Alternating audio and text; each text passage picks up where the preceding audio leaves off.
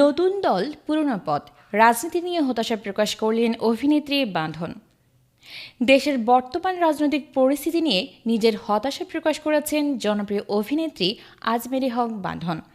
শুক্রবার নিজের verified Facebook পেজে দেওয়া এক পোস্টে তিনি জানান, নতুন রাজনৈতিক দলগুলো মুখ বদলালেও পথ বদলায়নি। বাঁধন লেখেন, দেশের আসল পরিবর্তনের জন্য শুধু নতুন নেতা নয়, প্রয়োজন নতুন চিন্তাধারাও।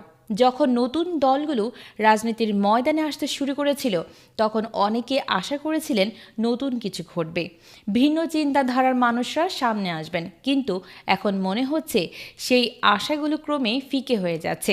তিনি আরও বলেন, নতুন দলগুলোর অনেকে এখন সেই পুরনো পথেই হাঁটছেন। একই কৌশল, একই ক্ষমতার খেলা, শুধু মুখগুলো বদলেছে। এটা দেশের জন্য প্রয়োজনীয় পরিবর্তন নয়। পরিবর্তনের অর্থ কেবল এক দলকে সরিয়ে অন্য দলকে ক্ষমতায় বসানো নয়। সত্যিকারের পরিবর্তন আসে সৎ নেতৃত্ব, নতুন চিন্তা আর কার্যকর কৌশল থেকে। বাঁধন পোস্টে স্পষ্ট করে দিয়েছেন, এটি কোনো নির্দিষ্ট দলের বিরুদ্ধে নয়, বরং সামগ্রিক রাজনৈতিক চর্চা নিয়েই তার মন্তব্য। তিনি আরও লেখেন, যদি আমরা সত্যিই দেশকে এগিয়ে নিতে চাই, তাহলে আমাদের ভিন্নভাবে কাজ করতে হবে। ক্ষমতা নয়, অগ্রগতি হোক মূল লক্ষ্য। আর অগ্রগতি আসে বিচক্ষণ সিদ্ধান্ত আর সৎ চিন্তা থেকে। বাঁধনের এই পোস্ট ইতোমধ্যেই সামাজিক মাধ্যমে ব্যাপক আলোচনার জন্ম দিয়েছে।